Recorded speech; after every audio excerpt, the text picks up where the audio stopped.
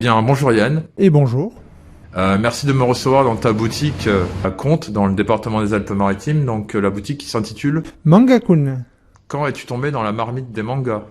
Alors, ça date il y a des années, c'est un peu grâce à mon père, qui, lui, était fan d'animé, il rentrait du travail, il regardait Dragon Ball, Ken le Survivant et tout ça. Lui, il m'a assis à côté de lui, j'étais bébé. Après, je me suis développé tout seul. J'ai commencé à regarder, bon, les Dragon Ball et tout ça au tout début. Tout ce qui est Senseiya, Ken le Survivant. Et après, de moi-même, les Naruto et tout ce qui s'ensuit. Pour passer aussi sur le côté manga. Parce que du coup, Naruto, vu que j'avais de l'avance, je me suis dit, je veux voir la suite et je veux découvrir la suite. Et du coup, j'allais sur les mangas. Donc tu as commencé par Dragon Ball et Naruto. Ouais, Dragon Ball surtout, Senseiya, Ken le Survivant, Olive et Tom. Voilà, tout ce qui est à cette époque-là. Quel est ton univers? Tu es plutôt science-fiction, fantastique, fantasy ou horreur? Alors, si on prend dans les termes manga, moi je suis plus tout ce qui est isekai, donc les réincarnations dans d'autres mondes. Après, c'est vrai que le terme horreur, c'est vrai pas mal avec Tokyo Ghoul. Il y a pas mal de choses, celui-là, surtout Tokyo Ghoul, c'est mon préféré. Mais voilà, c'est vrai que je reste assez isekai, horreur, voilà, dans ces termes-là. Quel est ton manga préféré? Tokyo Ghoul. En termes d'histoire, de développement de personnages, les deux premières saisons en animé étaient sympas. Le manga reste tout aussi bien, même si c'est vrai que la dernière saison était, les gens étaient perdus, hein. Mais en soi, ça reste quand même un bon développement et une belle histoire. Et ça parle de quoi, Tokyo? Alors Tokyo Ghoul, ça parle d'un jeune garçon qui se retrouve un peu orphelin, qui n'a qu'un seul ami, qui est dans un monde peuplé d'humains normaux. Enfin, c'est le Japon, hein, c'est Tokyo, et en fait, au milieu de tout ça, il y a les ghouls, qui sont des humanoïdes et des créatures qui mangent les humains. Et en fait, dans cette intrigue, il se retrouve en fait un jour mêlé à une histoire qui lui provoque un accident. Et cet accident, en fait, ils sont obligés de lui greffer des organes. Et ils lui greffent des organes de ghoul. Donc du coup, il se retrouve mi-humain, mi-ghoul. Et il découvre les deux mondes, en fait, en mélangeant l'humain et la ghoul. Toi qui es un lecteur de manga, qu'est-ce que tu conseillerais à un néophyte, qu'il soit jeune ou moins jeune, à lire en premier, qui veut découvrir les mangas? Quand on est jeune, c'est vrai qu'on veut découvrir pas mal de mangas. C'est quand on est assez jeune, en général, dans les 10-11 ans.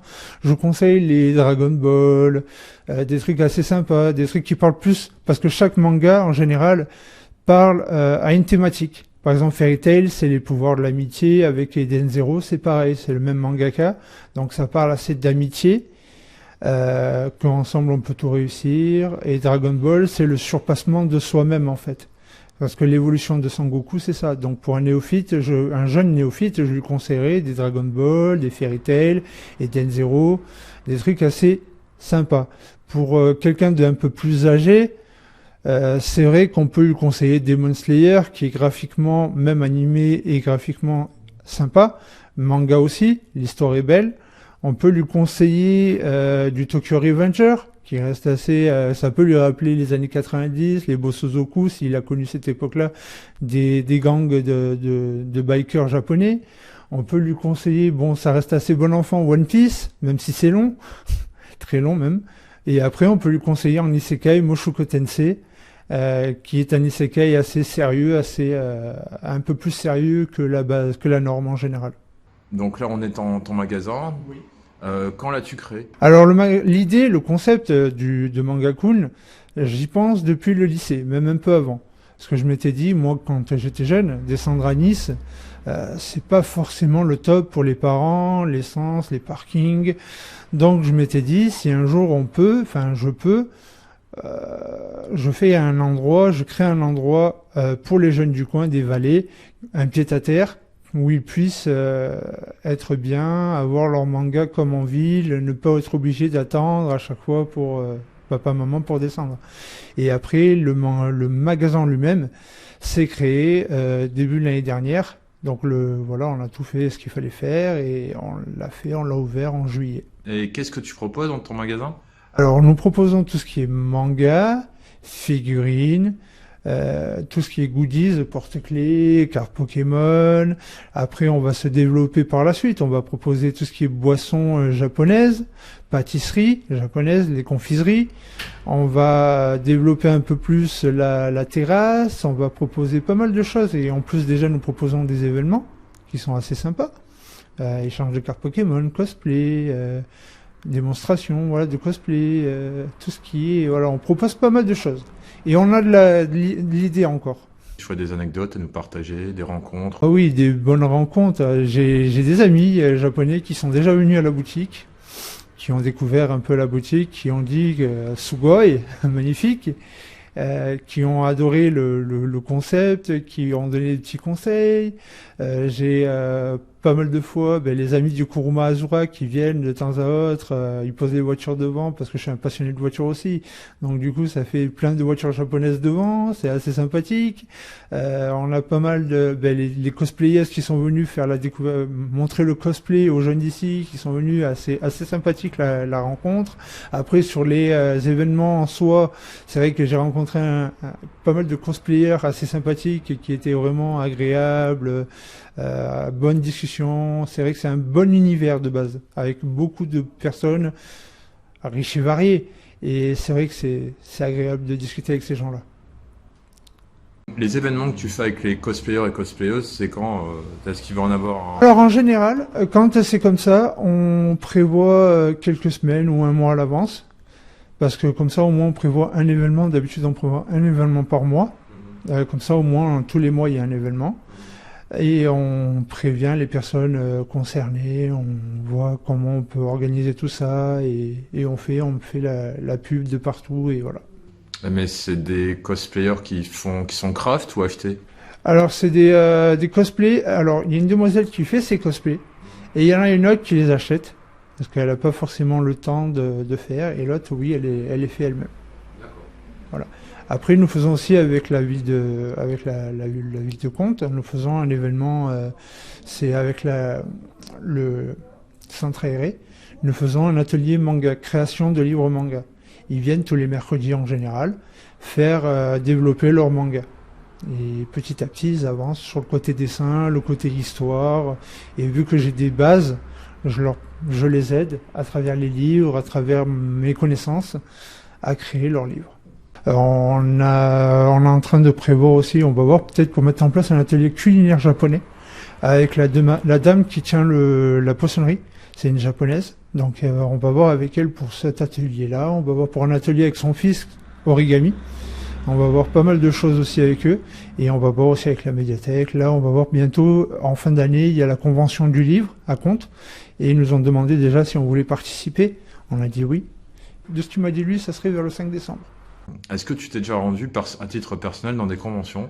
Oui. Si oui, lesquelles? C'est oui, Pemelade, la Japan Expo de Pemelade, la Manga Games à Fréjus plusieurs fois, la Play Azure une fois, qui était assez sympathique. En soi, toutes ces conventions sont assez sympas. Et celle que j'aimerais faire aussi, c'est la Japan Expo de Paris, comme tout bon fan de manga.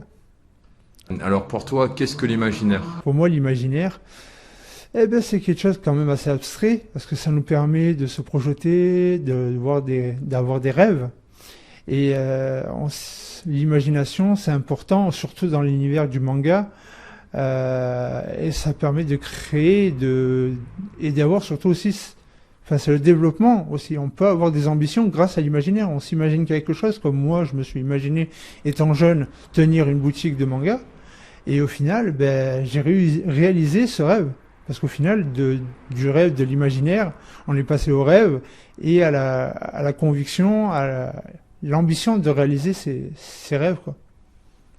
Et pour toi, l'imaginaire, qu'est-ce qu'elle t'apporte dans ta vie de tous les jours? Alors, pas mal de choses, parce que c'est vrai que j'imagine pas mal, on peut dire que je suis un rêveur, hein, mais c'est vrai que j'ai toujours ce petit côté de l'imagination, le fait de développer mes idées et mes rêves, de développer et d'essayer de pousser au maximum de ce que je veux arriver. Par exemple, voilà, moi qui suis passionné de voiture, Je suis parti de l'imaginaire, hein. J'étais jeune, j'étais adolescent. Je m'étais dit, ma première voiture, ça va être une japonaise. Et bon, j'ai pas réussi, mais j'ai réussi à avoir ma japonaise. Et après, petit à petit, tout ce que j'imagine, ben, je le crée sur la voiture. Enfin, je le crée. Je le mets sur la voiture. Et ça, de développement de l'imaginaire, de ce que je voyais quand j'étais jeune, eh ben, je passe à la réalité. Tu serais pas fan de Need for Speed? Si. Ça s'entend. De Fast and Furious, Gran Turismo, Colin McRae, parce qu'on est dans les routes du coin, c'est les routes du WRC. Et Colin McRae, la première voiture que j'ai vue passer, c'était une Subaru. Donc quand j'ai vu ça à 8 ans, je me suis dit, mais qu'est-ce que c'est? Bleu, doré. Et on m'a dit Subaru. Et Subaru, j'ai cherché, je me suis dit, union de 5 constructeurs japonais. J'ai fait, wow. J'ai dit, moi je veux ça, une japonaise. Bon, on reste dans les jeux vidéo un instant, parce que c'est vrai qu'on parle beaucoup de manga, mais les jeux vidéo et toi? Ah, ça, c'est une histoire d'amour depuis l'âge de 6 ans. T'as commencé par laquelle de console? J'ai commencé avec la NES, la Sega. Après, j'ai eu la Super NES. Et les premiers jeux que j'ai joués, c'était Super Mario Bros. À l'époque, les tout premiers, que je passais pas mal de temps. Après, j'ai développé quand j'ai eu la PS1 avec Tekken, enfin PlayStation 1, avec Tekken, Gran Turismo. Après, on a développé. Maintenant, j'ai le PC Gamer, la PS5. Voilà, j'ai gardé mes vieilles consoles. Et elles marchent toujours, parce que j'ai toujours ma GameCube avec Need for Speed Underground. Voilà, c'est une histoire d'amour, moi, et les jeux vidéo. Mario Kart ou Need for Speed? J'aime les deux. La question se pose, et c'est dur, parce que le côté Need for Speed, le côté réaliste, entre guillemets, des voitures, mais le côté assez sympathique, fun de Mario Kart, c'est toujours un régal. J'ai vu aussi que tu faisais des vidéos sur ton compte Instagram. J'ai la boutique, je fais des petites vidéos où je fais le tour de la boutique, voilà, pour la journée, voir ce qui a changé, que les gens voient le changement, parce que forcément, il y en a pas forcément qui viennent de suite, il y en a qui viennent un peu plus tard, qu'on voit un petit peu les changements. Par exemple, là, voilà, on a rajouté le comptoir, on a changé les meubles, la disposition des meubles, on a fait re-rentrer certaines collections, qu'on va continuer à faire rentrer, on a rajouté le coin occasion. On a recommandé des pop parce que ça s'était bien vidé.